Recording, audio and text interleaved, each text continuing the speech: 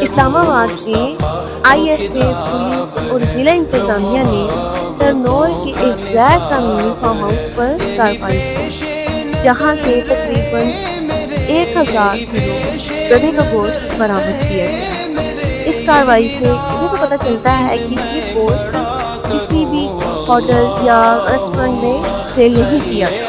آج کے دور میں کیا گدھا اتنا ہی سستا ہے کہ لوگ اسے بیچنا شروع کر دیں؟ رپورٹ کے مطابق یہ تو پتہ چل گیا کہ اسلام آباد والوں نے گدھے کا گوشت نہیں کھایا، بے فکر ہو جائے گا۔ فکر والی بات تو ساحل الدین نے کی ہے، جو سوشل میڈیا پر کافی فیمس ہے۔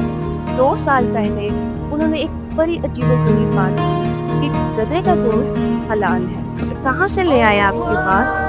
آپ نے تو بالکل ہی قرآن و حدیث کے خلاف بات کی ہے۔